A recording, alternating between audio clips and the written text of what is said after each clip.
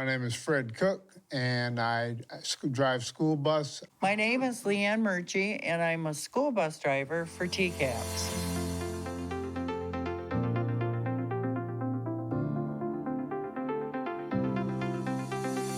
It's been a very wonderful experience. When I first hired in, one of the previous bus drivers told me that this particular job, driving a school bus, is the best job on earth. So I immediately took to it, and I have to agree that this is one of the best jobs that anyone can do. What prompted me in the very beginning, I have a college degree, and she said, "You're in the safest vehicle in the world on the road." So I thought, well, I'm gonna try. Because I would be on the same time schedule as my own children. And when they were off, I was off. When holidays, I was there. So it was the best of both worlds. TCAPS offers jobs elsewhere within the system. Between routes, I used to, for 12, 13 years, I did lunch duty over at East Middle School, and now I paint. They're real good about finding people the hours that they need during the course of the day to make the job great. We have Mesa Insurance. The whole district has it. It's awesome. It's the best health insurance. We offer a 401k. There's a sign-on bonus. It's a win-win situation. The most important thing, I think, coming to work at TCAPS is you understand that you are part of a team. It's a part of a collective. It's not just bus drivers and then versus teachers. It's not that. We all are in this thing called education together. If a person likes kids, generally likes kids, this is a perfect job. So I'm talking to kids all day, and that experience is really heartwarming, and I continue to understand what it means to be a part of the community. You are an educator. You have a chance to touch children's lives every day. And don't think that you don't. You are such an important part of the wheel of education.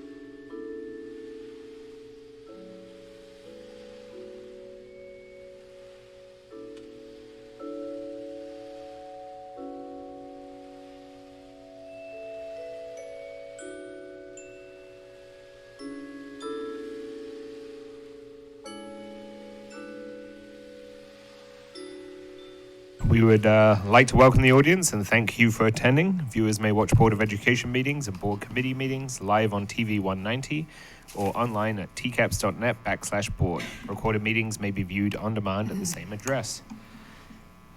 Is there any public comment? There's no public comment. I was just checking that nothing. And then moving on to the next agenda item, Travis Indoor Sports presentation, deferred to Dr. Val Wagner. Okay, so yesterday we had the chance to hear a presentation on this, but we wanted to make sure that we had as many board members as we could to be able to hear it so that we can begin the dialogue. But today we have a presentation from the Travis Indoor Sports group that is working towards some ideas of indoor facility. And so we have Jessica Sullivan with us, as well as Warren Cullen and Trevor DeKosh, just sliding in. So they are going to talk to us a little bit about work that has been ongoing for many years, long before I came here, and I've had the chance to, a year or so ago, sit in on a little bit of the conversation with our leadership group of all of our executive leaders across the Grand Traverse region. And so they've had quite a few more in-depth conversations as of late, and we've had Jason Carmine, our athletic director at West High School, has been our direct representative. And as of late, we've also had Justin Thornton, our athletic director from Central High School, be involved as well. So this is going to be an opportunity, very informal, for board to be able to hear some different thoughts on plans of what they are looking at and a little history of what they've done. And it'll be an opportunity for board members to ask questions and have dialogue that we don't generally get in a full board meeting. So we thought it would be better to bring it to our committee meetings, and then we can have further dialogue from there. So with that, I'll pass it off to Jessica to give us some different thoughts. Trevor's gonna run it today, all right? All right. Good morning. Are you recording, or I want to make sure my audio is. It is live streamed and All right. available Wonderful. later too. To all those at home, good morning. Thank you. My name is Trevor DeKoch. I'm president and CEO of Traverse City Tourism. I'm here representing Traverse City Tourism, but I'm also a parent of 3 children who are in the TCAPS system, 1 in the West Middle School and 2 in the West High School. I'm also a product of TCAPS, class of '95, and I love this town. And I moved home for quality of life, and a lot of that's what we're talking about today, is try to continue the quality of life here in Northern Michigan. So when I started with Traverse City Tourism, 6 years ago, one of the top priorities in our organization was trying to find more ways to advance indoor opportunities in Northern Michigan, in Traverse City. And indoor sports was a prime focus at the time and continues to be. We saw that as an opportunity, obviously from the tourism side, to bring people to town at times of the year when the outdoor experience maybe is not as appealing to most. But we also saw it as a way to join forces with the community, because as a local and having kids growing up here, there aren't as many opportunities in the wintertime to stay active as there are in the summertime. So having indoor turf, having more courts I think it's a priority for a lot of families and a lot of people who just want to stay active throughout the year. So we started a community conversation in 2018 that talked about what could it look like? What are the possibilities? And we joined forces with a company, is that the next slide, SFA? I'm sorry, I'm probably going out of order of the slides. We worked with a company called SFA to do an analysis of the market. And so I brought an example of one of the studies we've done with them, and I'd be happy to share any of this information with you to give you more context. But part of what they do is a need analysis. What could a region sustain? Could you build something and keep it viable? And so we looked a lot at what the population is around the area, what the possible demand would be from a local standpoint, what would it look like to do tournaments on weekends that then takes full advantage of the assets we have in our community, helps keep our economy strong throughout the year. So it was a win. We were looking for win-win opportunities. And so, we analyzed all things across the board. And there was definitely, I think, good evidence that we could support a lot of different things, but turf tended to rise towards the top here because we don't have a whole lot of indoor turf opportunities in the Traverse City area. But courts also then are overutilized, let's say, because turf sports end up falling onto the courts as well. But there was demand for swim, there's demand for more ice, but we just felt like turf was probably more of a priority in that. And I guess if we can rewind the slides. What's evolved over the past few years, what was kind of a loosely knit organization, if you go back to the TISC slide, Traverse Indoor Sports Coalition kind of evolved over the past couple of years to more formalize a conversation about, okay, what could be the next steps? COVID kind of slowed us down. We didn't really have a chance to dig deep on some of these opportunities and talk it out fully during those years. So trying to regather those who were interested in this. And so we've got a number of parties that show up to these meetings. NMC has come to these meetings, public schools, Catholic schools, economic development like Traverse Connect, Traverse City Tourism, and some of its members, properties have been involved.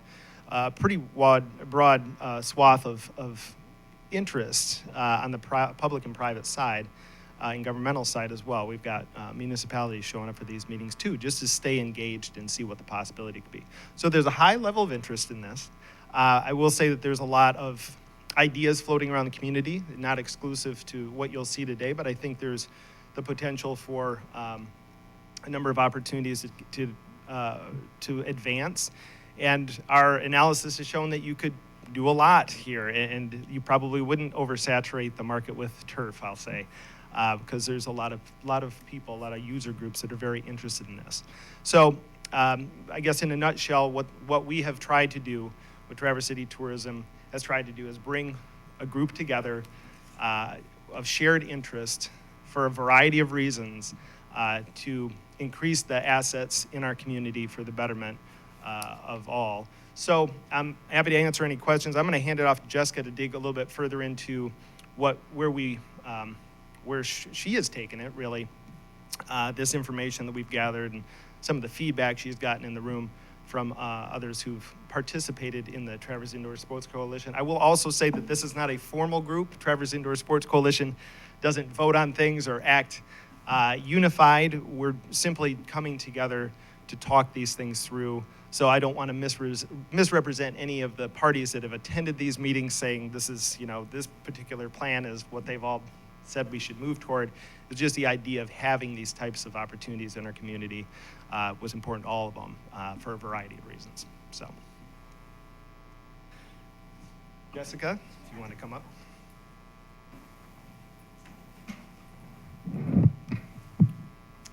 And I spoke last night to the Finance Committee. One of the things I did want to point out here when we were going through the report with SFA and they reviewed the demographics, the activity, as well as the different facilities in our area, is we also pulled together other school districts that have field houses. And so this was just also a slide that was put in there to kind of show enrollment numbers as well as other school districts in the Michigan area. So you can know that we're comparing apples to apples here. And as part of Trevor, as he mentioned, there definitely was a big need that we were able to identify when we were looking at that, because if you go back to the previous slides where it talks about other facilities that are there really isn't anything north of Grand Rapids that can help support this. Besides the Grit Shop, which those of you that maybe have been there, it's pretty small. And then you have the removable courts that are out at the resort, and Matthew's been doing a great job with bringing fast tournaments up here, but that's not indoor practice facilities for people to use. So a little background about myself, just so that you can have this. As Dr. Van Wagner mentioned, Jessica Sullivan. So I've been in the community now for 17 years. I have a financial background, and I actually was introduced to this group as part of the business community. So I'm not in that nonprofit sector space. I also have a background in economic development and have worked very closely with Warren and served on the Economic Development Board for the Grand Traverse County. And then I also served on the Children's House Montessori Independent School Board for 6 years and was the board chair there. So children and economic development and community and region are very near and dear to my heart. So I was brought to this group back at last summer in 2022 because I was sitting here traveling around with all of my 4 children and going, how do we not have something like this up here? What is going on? Well, I'll go put some investors together and let's just build this. Like, let's get this done type of thing. And so they were saying, hang on, we have a TISC, come see us. We have a whole report. We can give you all the information. We will gladly help you in any way that we can. So we started building out a business model of what could a larger facility look like. I'm talking $75 to $100 million, right, where we build a business for that. That's going to take multiple years. That's also going to require, obviously, real estate is a hot commodity up here. It's pretty hard. The business ROI, and it wasn't sustainable. So when we think about building a bigger, larger thing, you really need to have a hospitality or some type of a company that could come in and manage it that would be able to do it versus looking at the private sector. So then we started thinking, okay, what else could be an alternative solution? And that's where we started to work very closely with Jason and looking at the TCAPS area and what are some areas around the region that we could potentially utilize. And we're starting to see these pop up in other school districts. Is there a way maybe where we could collaborate?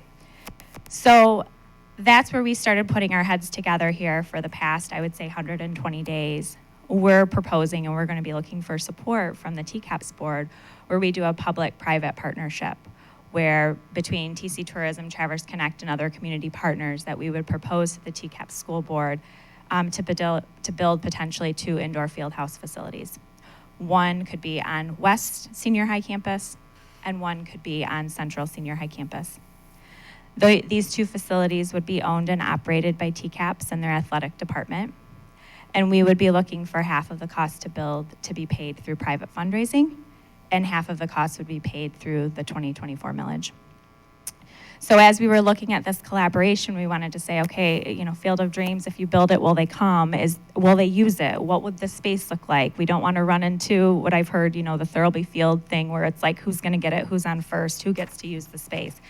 So we worked very closely with Justin and Jason to say, what would a schedule look like, November through April? This can, as you know, it snows sometimes up here in May. This could even go November through May. What would the use look like? And the good news is, especially if we're going to be going to the private sector and asking for them to support 50% of this, they're going to want to have their ability to use the space. And the great news is as we were looking at collaborating and what the space and the need was for TCAPS athletics versus community, it was a really good fit. Because TCAPS, you know, they have the ability to potentially use it before school. They could have band and marching use it in the morning. They have health and physical education using it during the day. Their athletic teams using it afterwards. And then in the evenings, it's open for the community. And the weekends, it's open for the community. So it really does, this is just a pie chart to show just what a draft outline of the TCAPS and community use could be. And then as we started looking at space and having dialogues, these were 2 ideas that came to us that are potential site locations. So you'll see within this suggested pictures, these are not adjacent or attached to the actual buildings. And that was by design as we were thinking about it. We also were looking at this, okay, we want to make sure that this is a mixed use facility. So in addition to the athletics, we have the ability for band and music to use it, but could this also be used for something else? And one of the things that as we were thinking about, and then I also just in full disclosure, I also serve on the safety in school task force that's been put together with Jay Berger, and safety came to mind as we were thinking about this. When we think about senior highs, and if there was any type of a security threat or a fire drill, where do these kids go when they evacuate? Do they go stand out in the parking lot? Do they go over to the civic center? This gives a safe space and a location for those children to be able to go to one area and one central location. So as we look at a tentative timeline, this is what we were proposing.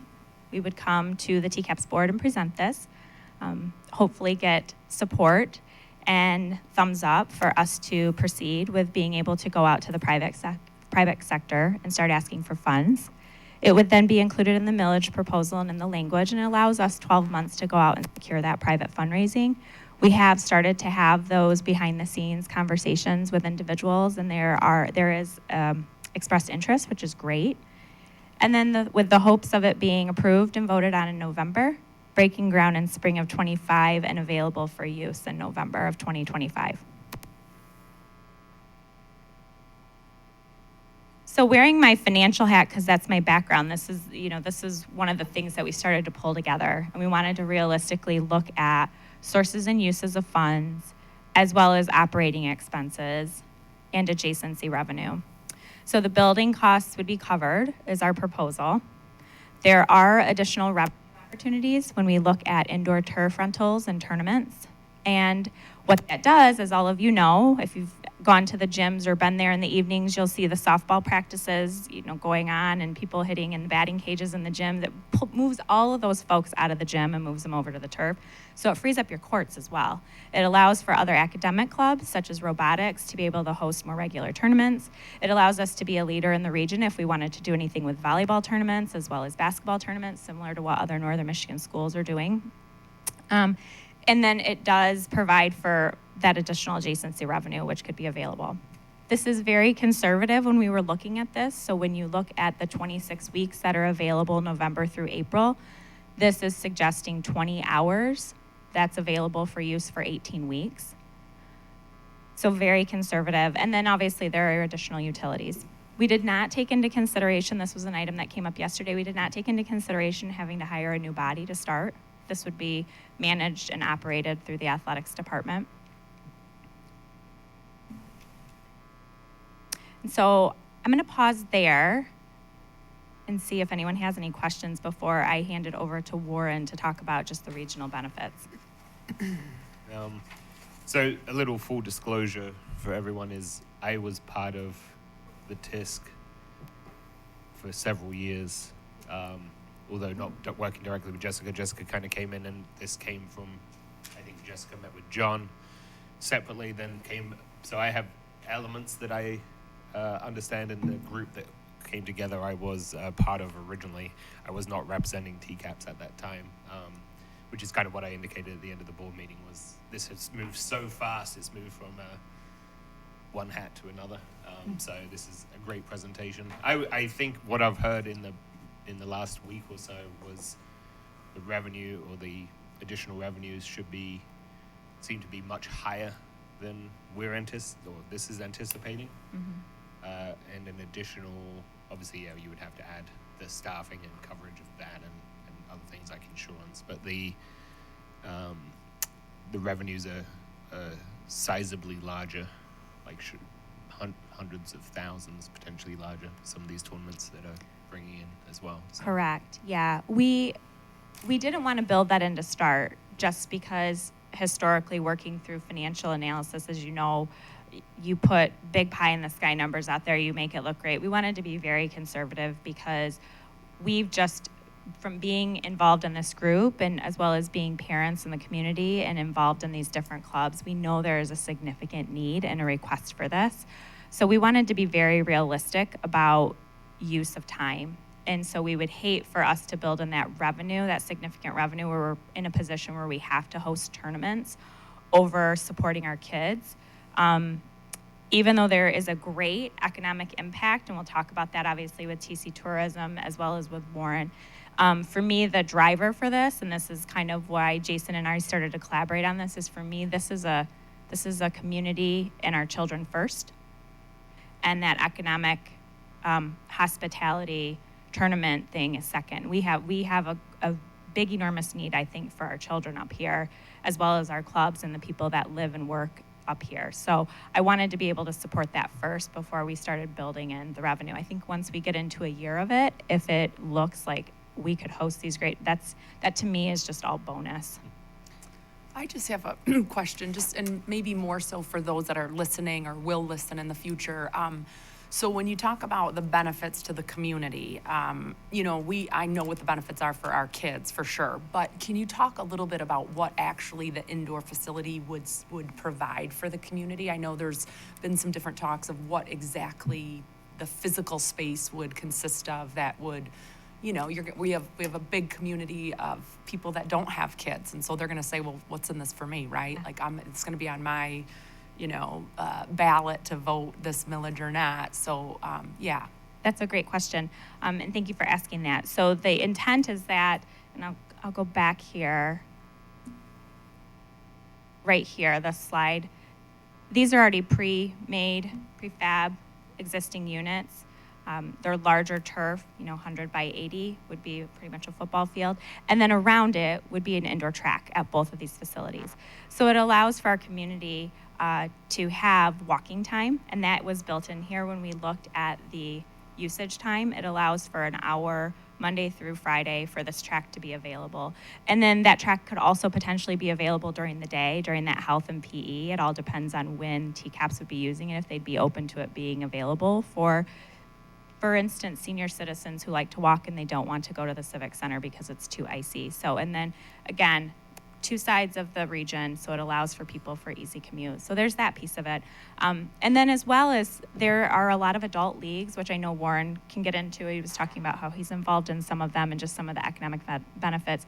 There are a lot of clubs as well as adult leagues that are out there that this would be available for them to use in the evenings for their practice, indoor soccer, frisbee, kickball, all of those types of clubs, as well as on the weekends for them to host their tournaments. Okay, good. Thank you. Can you go back to the financial number as well? So originally, the reason that I was involved was actually with my MEDC hat. I was on the executive committee at MEDC, and with obviously the way funding had gone, there was clearly large revenue sources that have to be spent from federal going through the state in a relatively short period of time, and I was interested with such a need in the community, and historically rural areas in northern Michigan kind of getting left out of such funding, to make sure that we had projects that were potential for such funding. So I personally have, again, this wasn't, I was not involved in these numbers or anything, but I have a hope that the state will be able to direct significant funding as well, which is included in there, I'm sure, but I think the number will be bigger than what we had hoped, is my personal guess, and that's my MEDC hat, and that's where I was kind of coming from in the original way. Can you acronym break down? Sorry, the acronym Michigan. for those So of I was us? the I was on the executive committee for the Michigan Economic Development Corporation. So for economic development at the state, and just seeing these funds coming down and trying to make sure that there was programs that they could go into.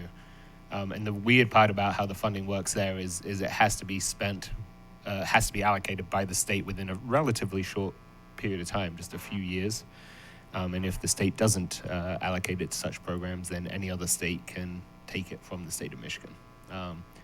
And realistically, what's going to happen is in a couple of years' time, the numbers are large enough that it's actually pretty hard for the state to spend or allocate that much money for projects that are ready. So originally it was just trying to get a project that was ready, and then it developed into, and then Jessica came and took it, and I had this as well.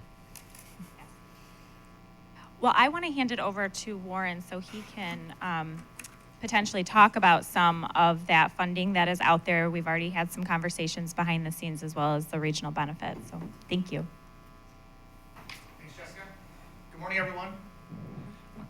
My name is Warren Call. I'm with Traverse Connect, so representing Traverse Connect from an economic development and Chamber of Commerce function, but also I'm a parent of a high school soccer player through GTAX. GTAX is a member of the coalition here, and could potentially be a partner tenant in any potential project as well. I would also say that I'm a participant with Grand Traverse Social Sports, which is the adult league. Not a very good participant, by the way, but I do like and enjoy the soccer tournaments, rather the soccer leagues that they have, and they also have a number of other leagues, as Jessica indicated. So kind of with all those hats on, I would say that I want to speak for a moment about some of the more broad impacts and what we see as benefits of this. There's a whole host of things that we think are a good reason to support this. There's a financial benefit, there is an economic development benefit, there's a quality of life benefit, many of the things that are on the slide there for you, but I want to touch on a couple of key things, 3 things really that I think are really important. The first of those is really a broad economic development benefit, community development benefit for our region. This is one of those things that is a glaring gap in our otherwise pretty impressive collection of assets and amenities. So if you think about what we don't have that other communities that we compete with, frankly, do have, this is one of those areas that we really are missing. And obviously, it's important anywhere probably in the northern United States to have indoor facilities. I think it's especially important for us with the length of winter and the need to provide exercise and activity for children and adults. Again, the whole spectrum, from the students that can use this to the adult leagues to potentially, senior walkers. This is one of those things that really is a gap in our community right now. And quality of life is where we compete. So this is a quality of life asset for the community that we believe is one of the things that will really continue to help us be seen as one of those key destinations to live, to work, to play, etc. So that's the first item that I would touch on. The second is more direct benefit. There are direct benefits for the students to be able to use these facilities that they don't currently have the option for right now. There's direct benefit to our community from a standpoint of being able to host tournaments, host visiting teams, host potentially other sources, professional teams, professional development things like that. There's a direct benefit for travel and tourism. That is revenue to our region. That's directly important, impacts jobs, impacts economic growth. But I would also say that direct impact and benefit to the school system is an important thing. What we're talking about here is the ability for TCAPS to provide students and the community with a top-notch facility, but doing so in such a way in a public-private partnership that is much more affordable than being able to do it if you just built it for student use only. So the expense of doing this by yourself would be significantly more. So in effect, what this provides for is a high-quality asset paid for in a public-private partnership to offset some of those costs. So you get more in this scenario than you would otherwise. And then the third thing that I would touch on, and this is really above all from my perspective, because this is where what we live every day at Traverse Connect, the talent attraction and retention aspects of this from an economic development standpoint. We hear every day from people that are moving to the area, considering moving to the area, that it's the quality of their child's experience and the overall experience in the community that really has a big impact. And we have an ability, post-pandemic, to be able to attract a lot more people for work and to infill our unfilled positions with people from elsewhere. And one way to do that is to, again, sell this area as a top quality destination. So from a standpoint of being able to attract families, attract young people, this is one of those things that really stands out and can be a significant benefit for the region and for our community. I would also say that, going back to the conversation about the Michigan Economic Development Corporation, Michigan as a state is starting to realize that economic development is much more than just spending money supporting factory build-out. It is, and they are moving toward what's considered a more talent-first economic development policy. And what talent first means is build communities where people want to live and work. And so I do believe that this is in alignment with the state's priorities, and I do believe that there's potentially some significant support that could come from the state. From Traverse Connect's perspective, we are happy to be a member of this coalition and would offer our support should you. Jeez. It's got to be right Really over close. the top of the building. Wow, that was It's a like the loud Blue one. Angels are back. Even shook the windows. I know. We would just, if you decide to move forward in any respect on this, count Traverse Connect and the other coalition partners as key supporters of this.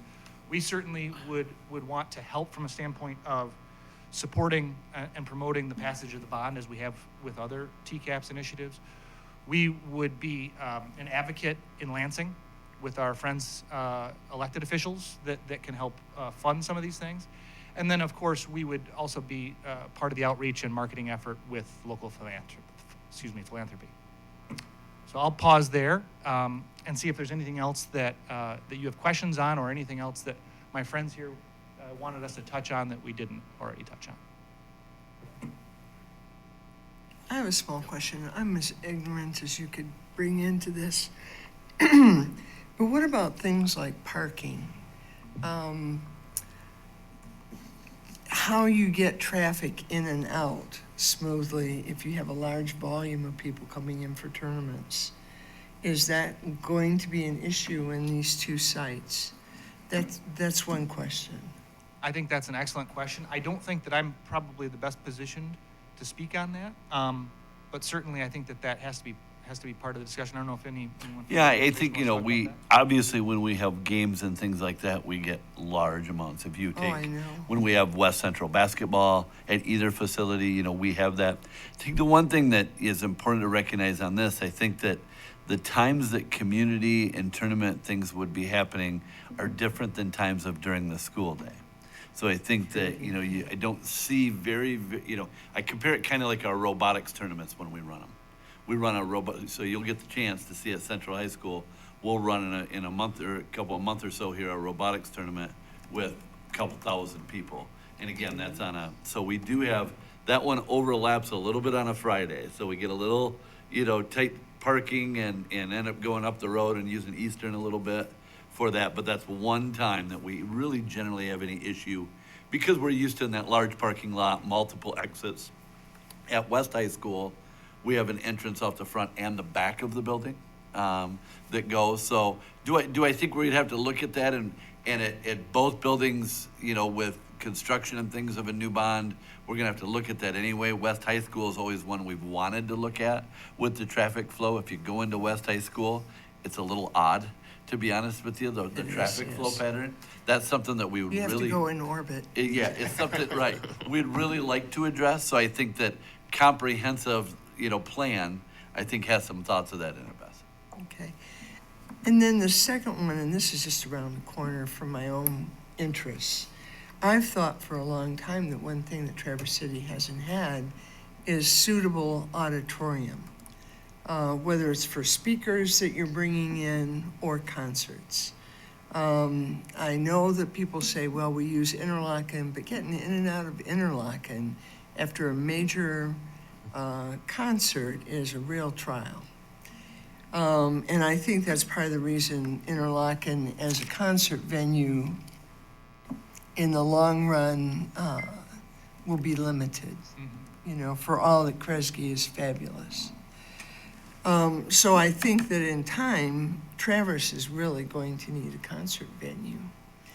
And I'm hoping that all the philanthropy doesn't get taken up in this project to the extent that that kind of project will just never be able to come to Traverse. But like I told you, I'm very ignorant when it comes to all of this. But I have that little caveat.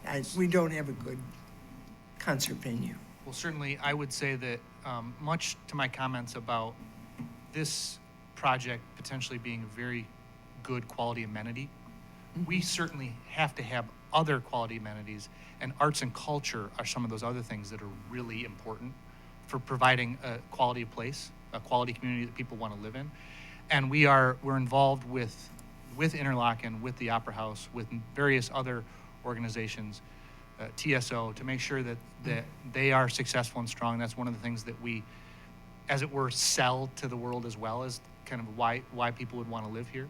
I do think that what you'll see with, for example, the Pittsbitters Stadium, they have it in their business plan to build out more functionality for concerts and other events beyond baseball.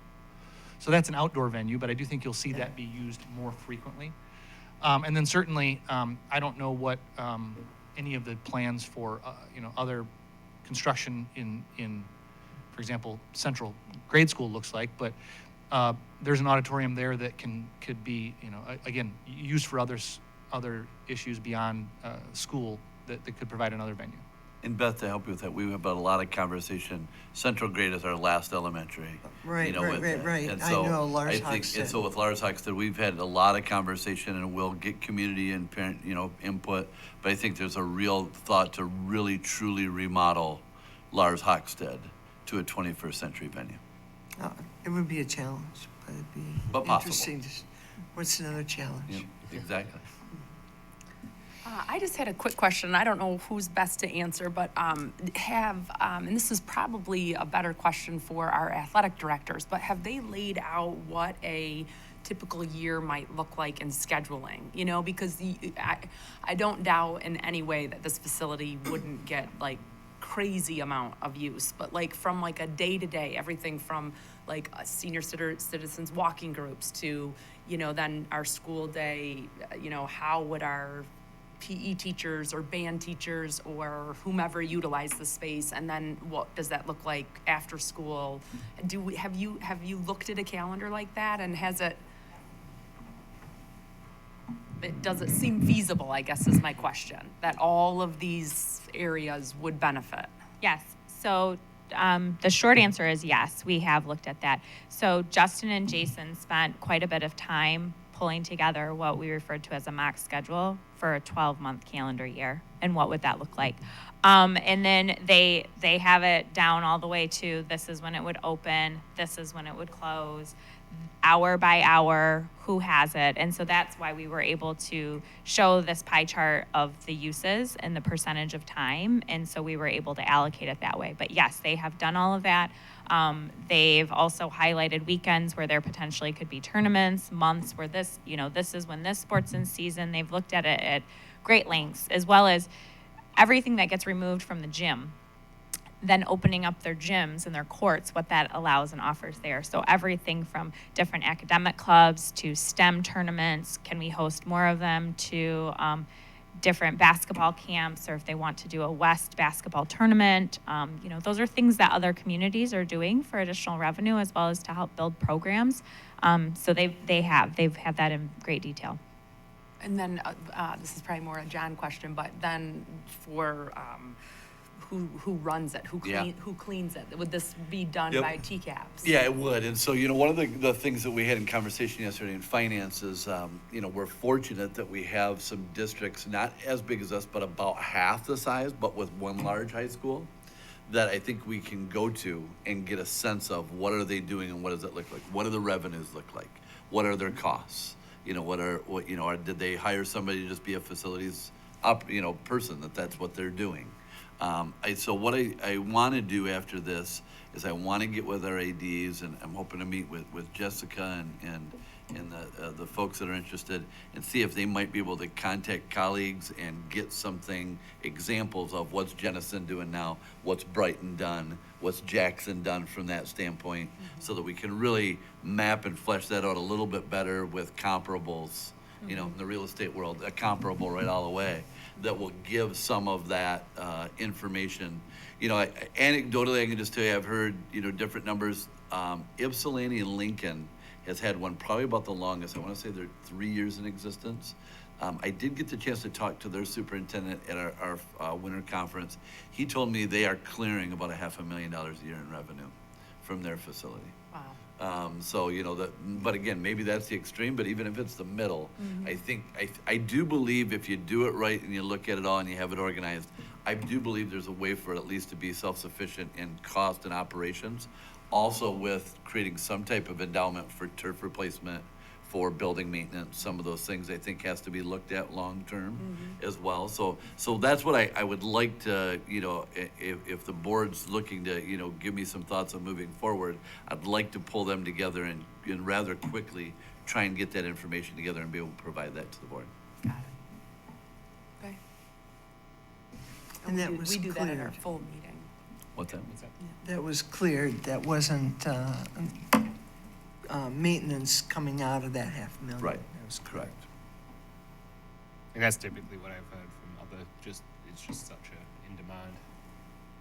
And then obviously it's how you measure it, because as you said, there's going to be gyms that are available then that then can have other camps, so it changes more than just one. Yeah, field. there's cost benefits in different ways. There's obviously, I think as Jessica and Warren and Trevor have said, there's obviously benefits we want to look at for our students and families, as our taxpayers that we generally support, that is a plus, but also we have a fiscal responsibility as well. But from everything I've heard, I do believe that's there, but I think it's important to use some samples to flesh that out. Good. Okay, so this would then elevate to the full board? I think that's up to you guys. And Scott and I've kind of told Scott that, I basically I'm kind of leaving to him to how we move the conversation forward, how the board wants to do that. I've got it this far. and so I'm just not, we're a bit early, not super early, but a bit early as we're beginning the facility review, beginning to build the scope of a bond, in that. And so I think what, we need to the direction that I need from the board probably at our board meeting, and it could just be in a conversation from Scott, you know, in the end, you know, of we've had these, you know, we've had conversations about taking this a step further of getting that information I just talked about. And then, but I know that Jessica and her team, they're looking for something from the board of affirmative move forward to begin raising funds. I think that's the stop point here. You know, there's a lot in Lansing happening right now, and before Warren and Trevor and their folks begin that advocacy, they don't want to go and advocate and then get people fired up over something that the board might go, nah, we're not sure on. And so I think, you know, at some point, in my mind, in the next 30 to 40 days, we need to be able to give them an answer on what is it the board would look to support and have, you know, moving forward. And who knows, maybe we get lucky with state support and philanthropy, and maybe it's much less of an investment on TCAP's part with that. Maybe it is the 10 million that was brought up there, you know, but somehow I need you guys to wade through that as the community representatives and be able to give them some direction. Yeah, and I think that was part of this, was my thought process is a little different to what was presented. But I didn't want to get into any discussion. I just kind of stopped at that point because I was like, okay, clearly I've taken off one hat, put on another, and I have no authority to have this conversation. So I thought we'd bring it up to the board, and so we can have this conversation, ask questions, and then figure out kind of, it's one piece of a very complicated puzzle that we're going to be having to deal with pretty quickly. In the next quarter, obviously, bond planning is going to be a huge part of what we're doing as a board. So I think there's a lot of other requests and groups that may want to present as well. So I just wanted to get that one puzzle so we can start that conversation. Can I make a suggestion then that we as the board executive committee then move it to the full board at our next meeting to have this discussion to decide if we're gonna move forward or not move forward? I don't know, do I make a I would motion? say- You don't have to make them. You really don't. It's Okay. just a suggestion to the committee to add, and that's your Okay. three purview Yeah, if you want that's to do what that. the point of I this think committee. that makes sense. Don't we have a Erica. full board discussion and then we fine. can decide? Yeah, And I would say at our next board meeting. that's fine. We're doing the agenda now, so I'm okay Yeah. with Yeah. that. Okay. I said we can have that discussion and just figure out the plan forward. I mean, because as you said, it's cart before the horse, right? Because we've got bond planning to do, but we need to have some sort of affirmative of. I mean, there's an outside chance that this would be 100% paid for by state and federal. Probably not, but pretty close to potential. So Big statement, Scott. I said potential. Big statement. Potential. And here I'm feeling the national debt, right here. Okay. Well, here. and Beth, on your point, I 100% am a fiscal conservative. I don't like a lot of these things, but the way I've put it is the federal government have allocated the money to the states. It is gone. Our interest payment is determined as a state and per individual level. And if I said your debt payment is $10,000 a month, how much money would you like for that money? I think the natural answer is as much as I can get. Today, I understand. I just. No, I do appreciate that You hear because what I'm saying. it is a conflict of my personal beliefs it took me a while to grapple with that on the economic development side too, is the money is now allocated to states, and one state, the way they designed it, if Michigan does not spend it, other states can spend that, and multiple states are ahead of the game, especially in the South and California as well. The West. With literally teams of lawyers ready to go the day that they can get hands on other states' money who don't spend it. So Understand. I definitely want to make sure that our share comes to the state of Michigan and to northern Michigan for sure. I'm going to ask one more really ignorant question. Please do. Okay. And that is, do you have to wrap everything into one bond? Can you have two proposals? No. Well, you can. There's a real danger in that, though. Okay, see, I'm And ignorant. there's a little bit of history there that was not successful. So I think, traditionally this, the board and the district has been very successful at being able to maintain a bond that does not raise the mill rate, for taxpayers.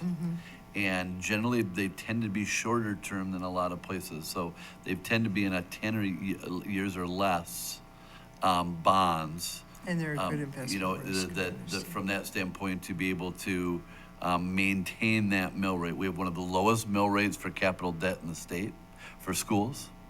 And so we really have been able to have success with promising our taxpayers that we want to do that. So what we do with these generally is we sell them in different series. And so that we're able to control how much debt we have with it. So based on property values and such, we have the ability to say, for instance, if property value were to go down and we need to generate money, we may wait even a year on a sale if we needed to make sure we do not go above that 3.2 mill rate. Now, if you had in a situation with more property value, you could even consider moving it up. We didn't choose that with this sale. I believe there are 4 or 5 different series of the bond that we're currently in. We're getting ready to sell the next to the last series here in May. And so we're able to really control it with that. And so the only issue with that is based on projects you have cash flow that you can't start the next series of projects till you have the cash flow from a series of bonds sold. So the real beauty is to be able to do that. And quite honestly, Beth, we're not gonna be able to do everything, you know, but we are at a point where I do believe our facilities are getting at a good point. We're on our last elementary at this point, really, to be completely renovated.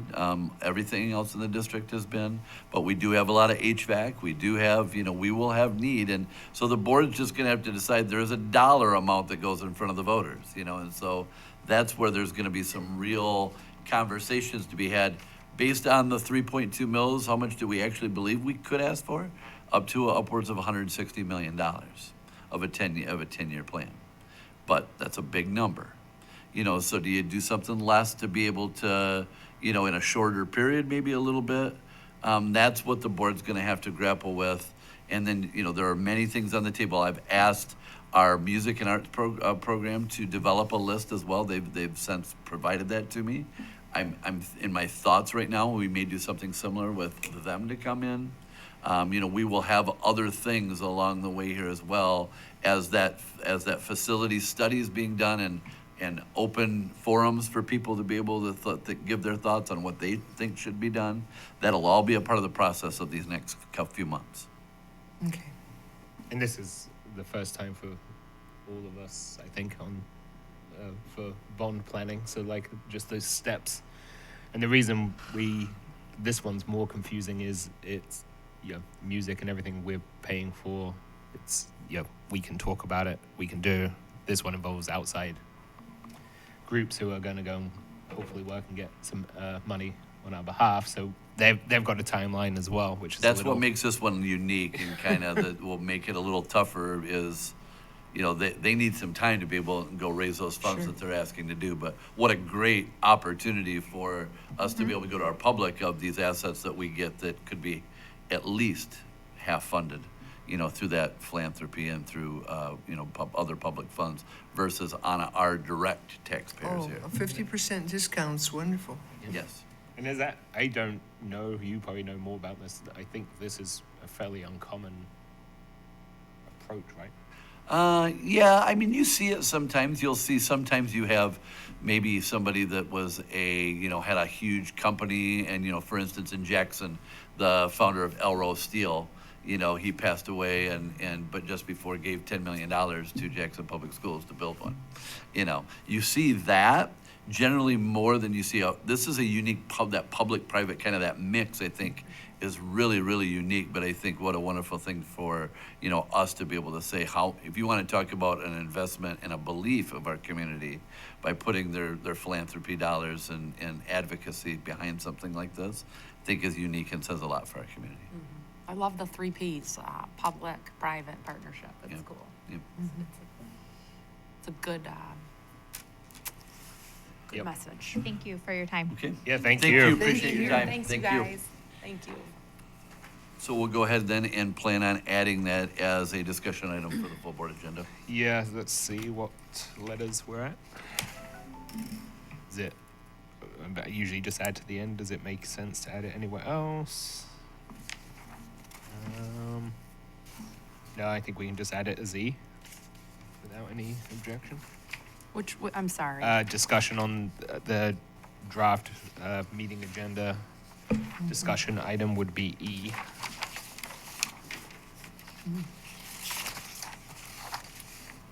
Oh. Okay.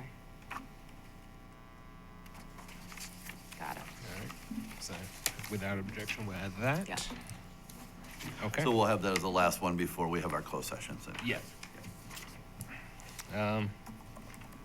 I guess with that, we'll move on to the procedural items and be down there in a second. Thanks, but you guys. Have a thank good you day. so much. Thank you.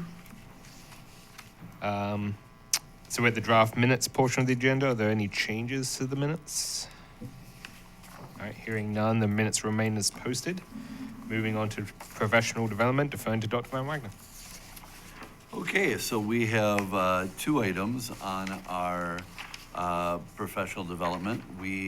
Both of these went before the curriculum committee. Beth had the opportunity to be a part of that group, so our League of Innovative Schools spring convening, which you may remember had the chance to see some of the really neat STEM opportunities in California when both Heidi and I were there, and so this would include adding Kristen Prokowski as well, and then the University of Wisconsin's MSAN Institute. So this is one that we would be sending 2 staff members to, and so that was forwarded by the curriculum committee on to the for the full board agenda. Any questions on that? Who are the 2? Kristen and yourself? Or Heidi? There's 3 for the League of Innovative Schools. Okay. And still deciding 2 for the MSAN. Got it. Most likely, one would be Tiffany Palmaville, and still, we'd like probably a staff member is still working through that. Okay.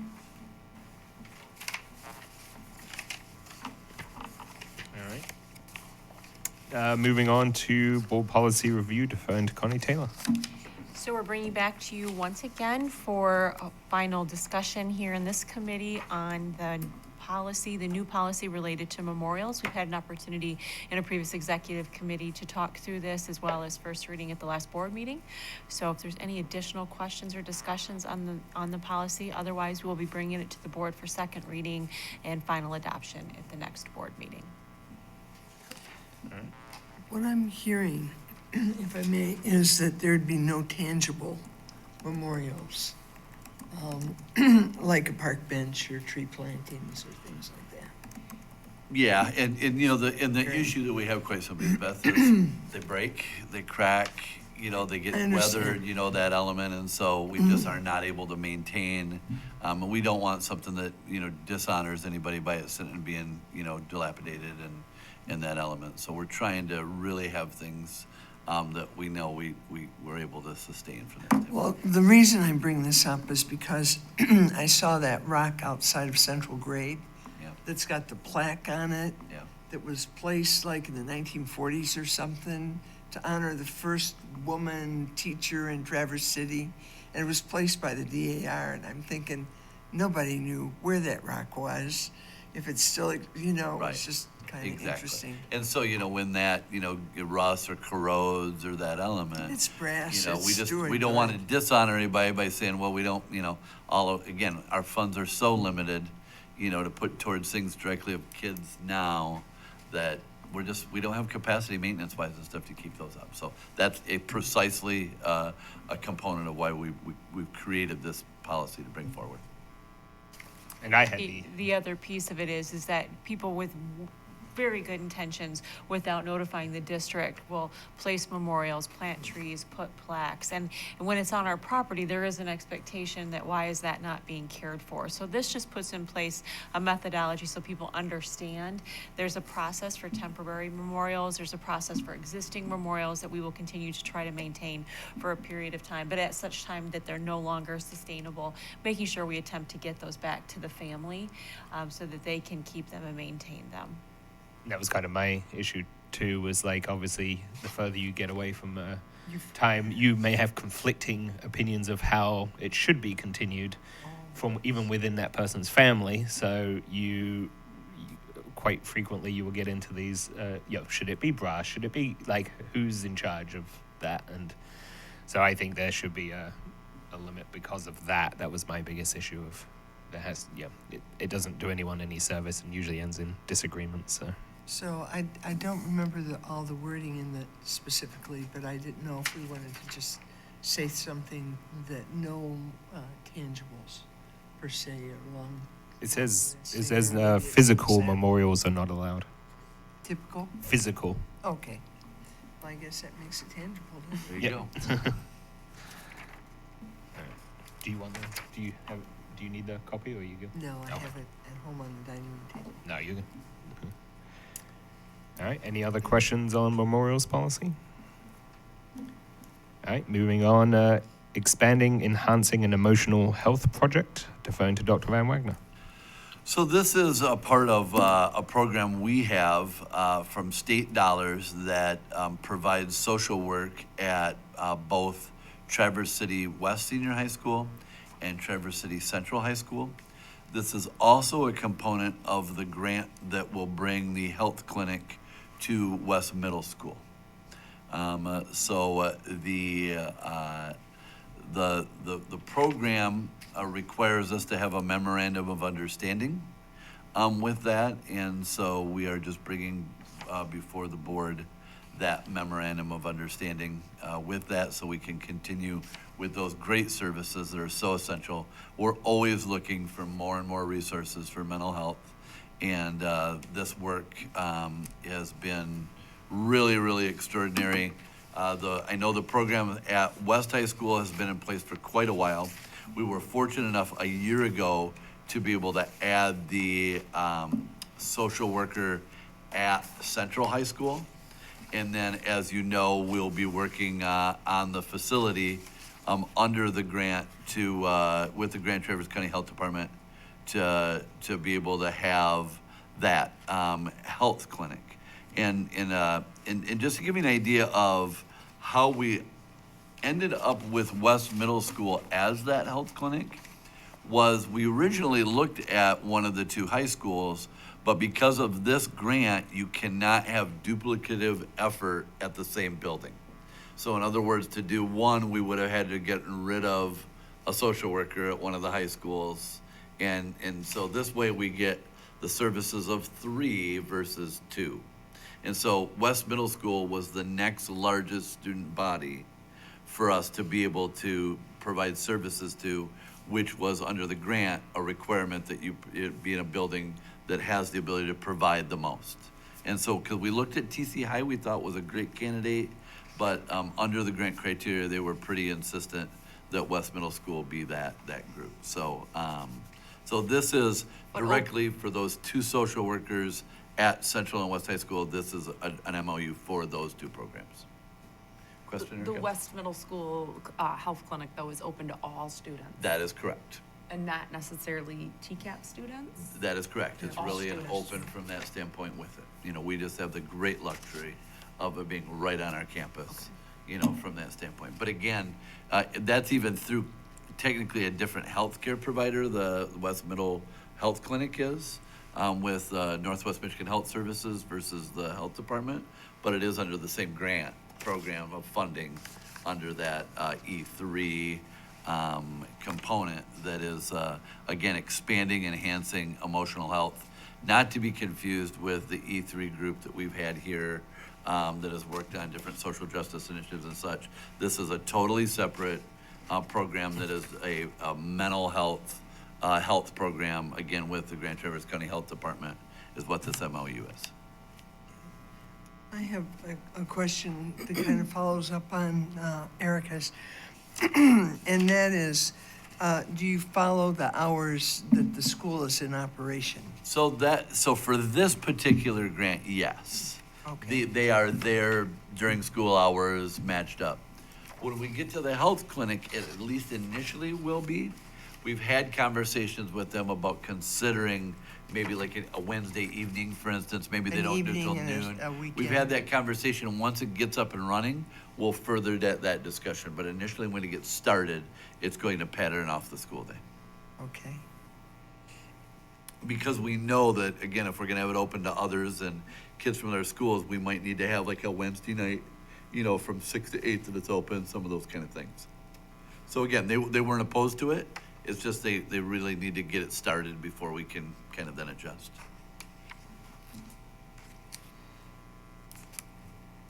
And then I had some questions on I had it on page 24 in the handout that was given to us when they were talking about the parental consent.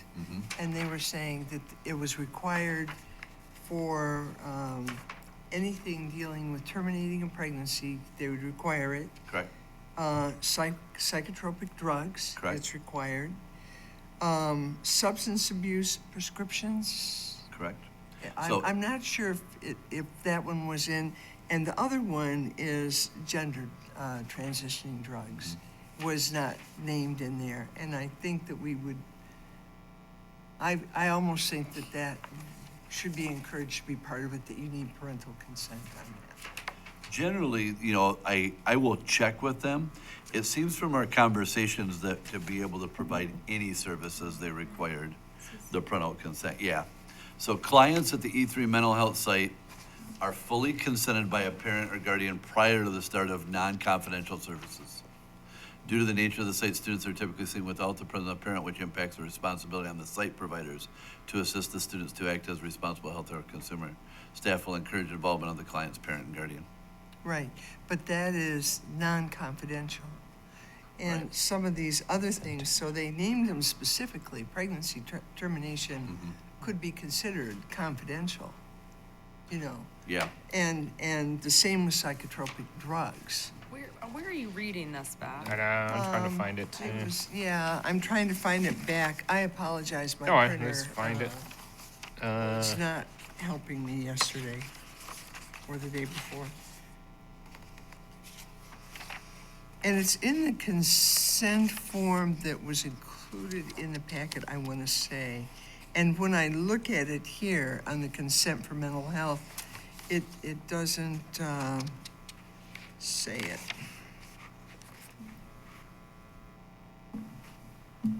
We can get some clarity on that. Here it is, Scott. It's it's on 3. In the MOU. 3E on the MOU, I think. Yeah, that's exactly where it is. Yep. It's just pulls out. So it's like the 1, 2, 3, 4, 5, starting in the 5th line down. GTCHD acknowledges, agrees, and guarantees that abortion services, counseling referrals for abortion will not be provided. But they also say, I think, someplace in here that So they're doing would it, require they're the doing it parent or based on that guardian to law. sign. The law they're referencing, Beth, Yeah, it is those references. requirements. I understand. So what I'm saying is I think they're going to, need a consent with those things that you're talking about. But I'll be happy to check with and see, with that and see, what they have in writing and those such. I think so. Yeah. And especially if if they're doing all the billing, right? And if they bill a parent's insurance, the parent is going to find out through the back door. Yeah, in our conversations, I can tell you that it seems to me like they've been very, very, very explicit that they had to have a parent consent to see a student. Well, that's what it says on the Yeah, there's a general one. Yeah. policy statement. Clients have to be fully consented by parent or guardian prior to start of non-confidential services. So But it's the non-confidential services that. But under the MOU, it's clearly states responsibilities, number 1, item F2, it says parental and minor consent policy.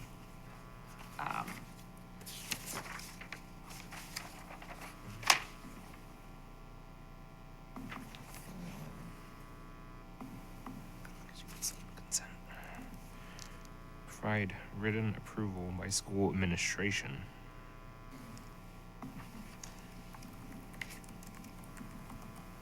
All other applicable laws, they're referencing the actual law.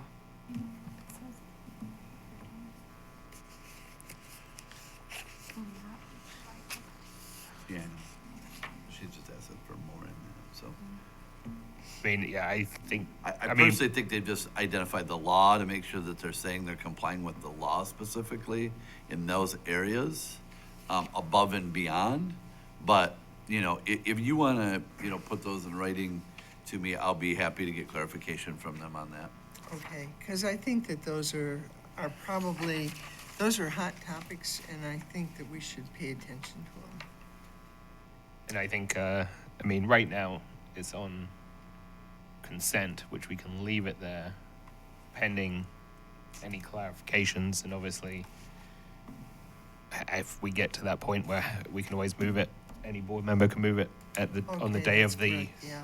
on the day of to discussion, and That sounds and fine. then And the other, and again, this is a technicality, but you can have instances where young girls can get pregnant before they're 14.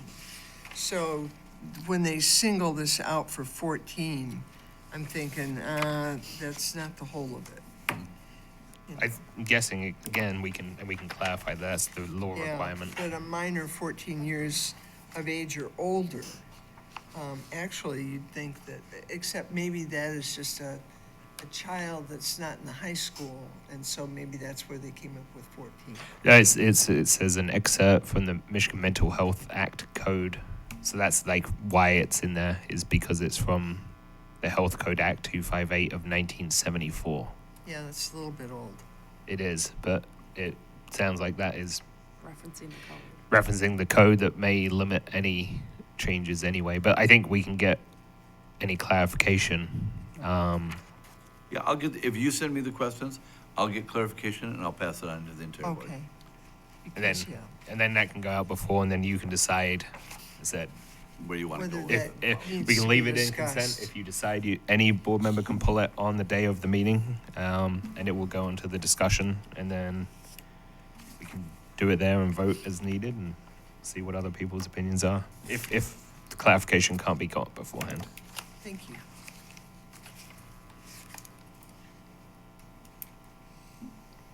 Okay, All right. so we'll go ahead and right now move that forward.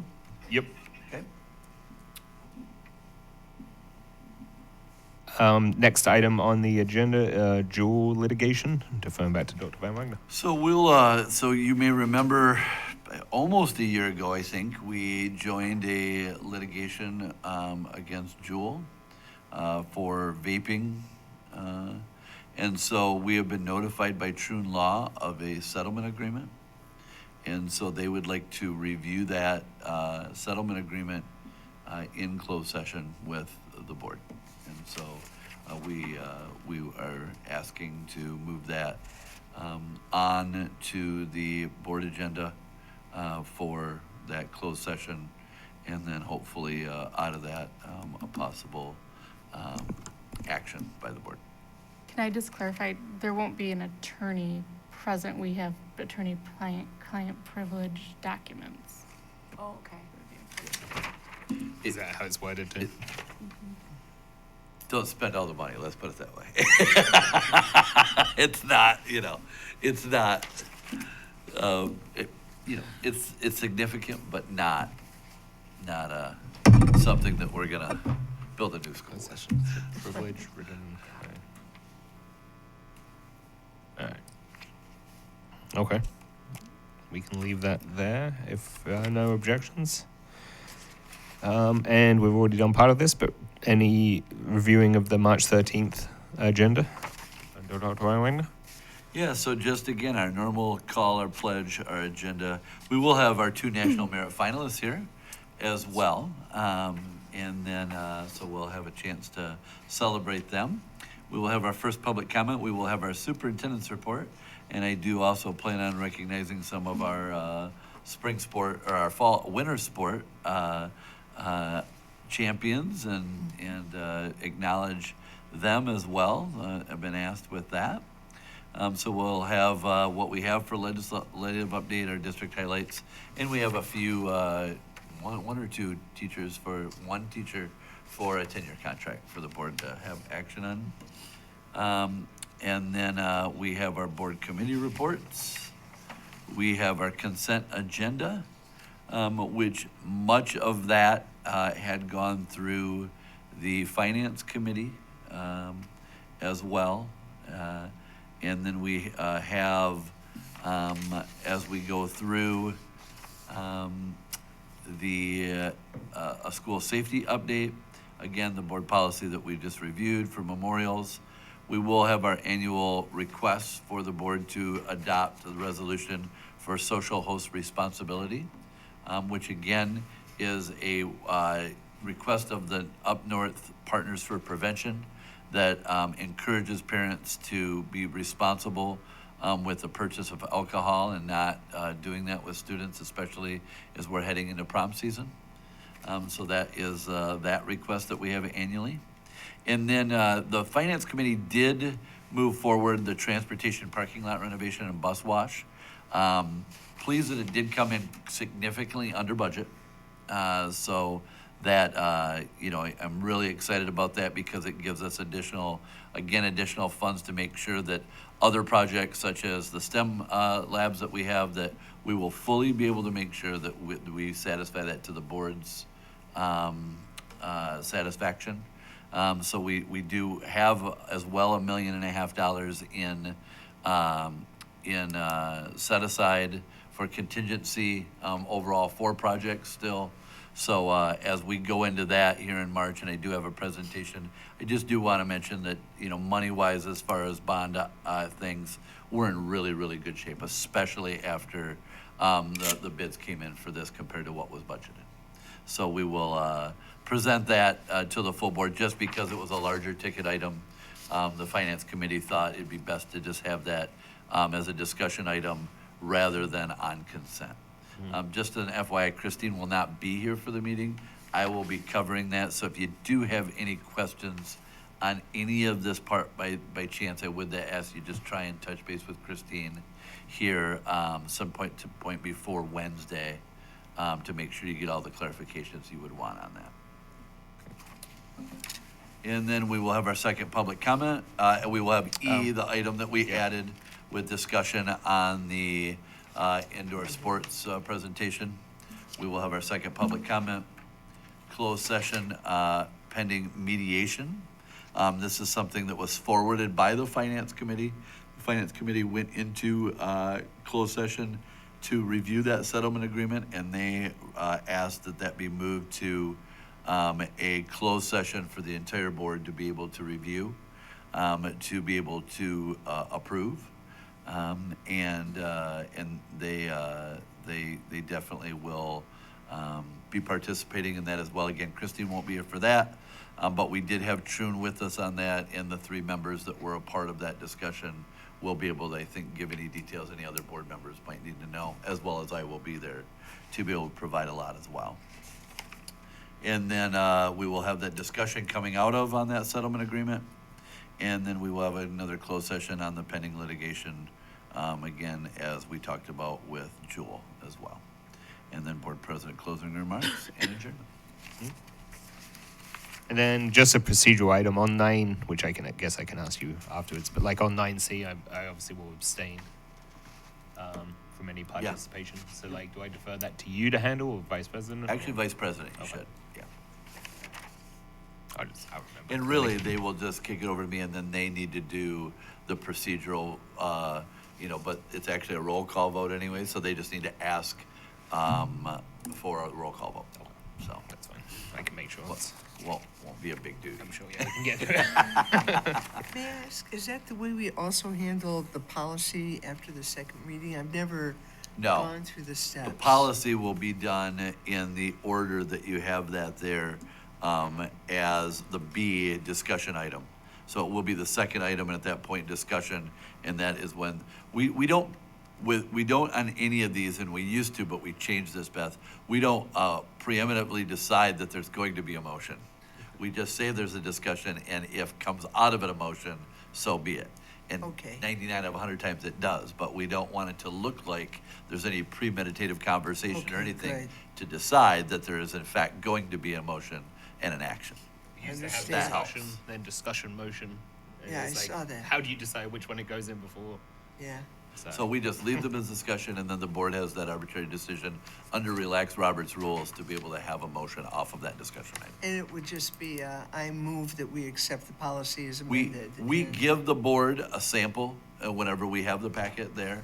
And then, but it's just a recommendation of language that can always at the table be changed and many times has.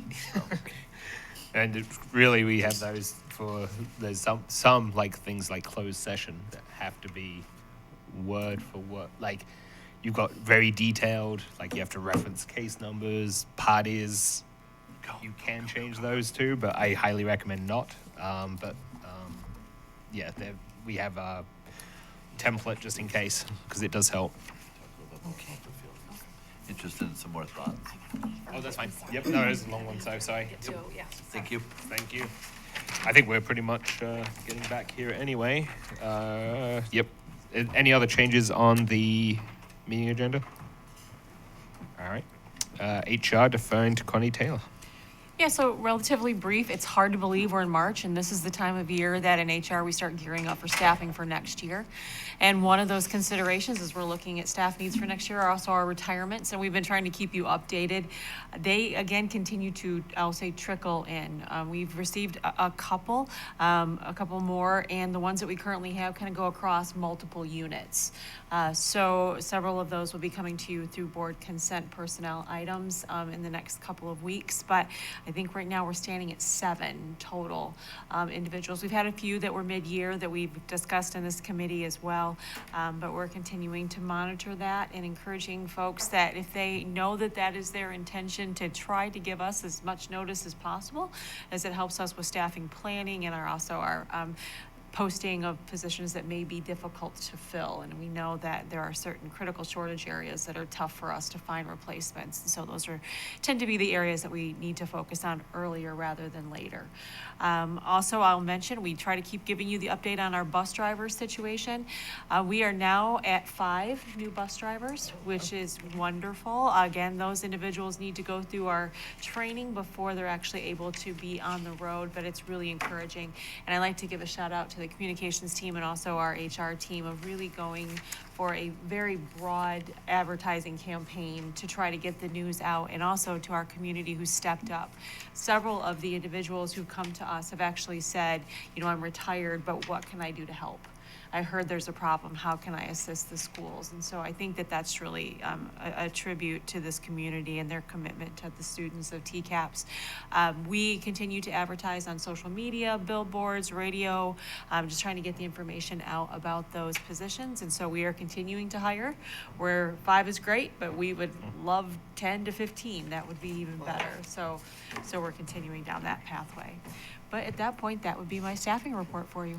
So that's still lower than even average, right? Let alone anticipated on retirements. Oh. Much lower, yes. So, and we're talking all staff units, Yes. 2 teachers. Oh, that's not just, okay. Yeah, I mean, that crosses food service, transportation, our TC Capsule, which is all of our aid groups, our TCEA group, which is our teachers and itinerant staff, administrative staff. That's everyone. I mean, I know it's still early, but that still seems particularly low from my... It's very low. Every year I feel like I got told it's low, and I feel like it's lower than normal. It's So very low. Okay. Yeah, I believe last year we ended up with somewhere around 27. So we may still be there, you know, folks that have their own motives for, you know, whether or not they want to announce early rather than later. But again, we implore anyone who knows that has made that decision definitively to let us know as soon as possible. All right. Social host responsibility resolution. Dr. Van Wagner touched upon this, but the resolution will come to you as he indicated, and is just really reinforcing the board's commitment to underage drinking prevention. The resolution contains some, you know, kind of startling statistics that students who start drinking at the age of 15 or below are 5 times more likely to have a substance abuse problem and later in life, and really 100% of all alcohol that is provided to underage drinkers comes from an adult. And obviously, at some point, adult had control of that and turned it over to kids. So as we go into the summer season, celebration, prom, spring, graduations, and summer get-togethers, just being mindful that students don't have, or young people under the age of 21 have access to alcohol. And I will be obviously abstaining through that, but I do obviously support responsible use of alcohol. So. And I'd also like to share with the board, earlier you had approved for me to attend the North American Education Negotiators Seminar. That does fall over our next board meeting. So in the event that you have any questions related to HR issues, policy issues, please feel free to reach out in advance. But obviously, Dr. Van Wagner is well versed on all of them as well. All right.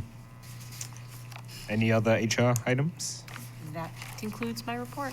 All right. Then a communication update, deferring to Ginger Smith. Thank you. Yes, it's been very eye-opening to have taken over the school student support network this year, and it's an honor to be able to share the stories that continue to grow within our district with the board by having a little more of insight on that department. We are seeing continued growth in our McKinney-Vento homeless families number. Since the start of second semester alone, we have an additional 49 students that we have done intake on. And as of today, the number of students is at 327 that do qualify under that McKinney-Vento Homeless Act. We do also expect an increase next week alone of an additional 10 students that our partner agencies have given a little update to us. So we are expecting 10 more next week alone. So with that, we are very appreciative of the ongoing support within our community. Just recently, we have had 2 wonderful fundraiser opportunities. A big shout out to BC Pizza, who did a fundraiser for the school student support network and raised $3,500 in one day for that effort. And then we also recently, at the beginning of February, had the West versus Central basketball game with Nicollet Bank purchasing all of the entry tickets. And that did amount to just over 1,000 tickets that they paid for. In exchange, people who attended the game were asked to provide a cash donation or gift card donations if they were able. Through the effort, we did raise $1,300 in cash donations and $250 in gift card donations to the SSN.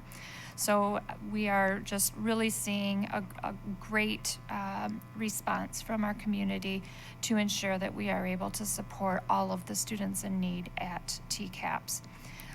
Moving forward, we do have a new program that we are partnering with Blessings in a Backpack to distribute food and basic needs all summer long to our underserved families. And this grant is through the 2% tribe, Grand Traverse Band of Ottawa and Chippewa tribe, and $15,000 to assist in providing those initiatives. So big shout out to the TCAPS Transportation Department, who will help us all summer long in developing effective routes to both have locations where families can go to a bus that is stationed, and then we will also have a couple of routes that are specifically house-to-house donations for those who cannot access some of those community drop spots. So just a lot of really good things happening in that department, and wanted to ensure that the board was updated on that. Secondly, just a quick heads up on enrollment. We did open 2 weeks ago for our 2023 fall enrollment. And so we did begin with the preschool, junior kindergarten, and kindergarten enrollment efforts. We also did start this year with the online registration for kindergarten. So we did have a nice wrap-up meeting recently to ensure that we can continue to kind of fine-tune some of the efforts moving forward to ensure that we can be fully online for all of those initiatives moving forward. but it was a really good learning experience and first year attempt at that kindergarten event. And we are also in the marketing department planning right away now for our second year of our summer bus enrollment tour. Based on what we learned last summer, we are going to focus our efforts in the month of August this year and working with many more community partners to join us in various locations throughout the community to provide enrollment opportunities along with an array of different options and events for families to attend and come out and meet with us during the month of August. So stay tuned for more on that, and that's all I have for today. I mean, on the Student Support Network and homelessness, is that like getting worse, or is it just that we're doing a better job at identifying? So if you were to compare it to last year, we are up substantially. Many years ago, our number was around 500. So although our total enrollment has gone down, we are not at the number that we have been at its height. So, but that said, being at 327, we are definitely climbing back towards that highest number that we have seen in the past, and continuing every week to enroll more. So it's definitely the highest that it's been in a while.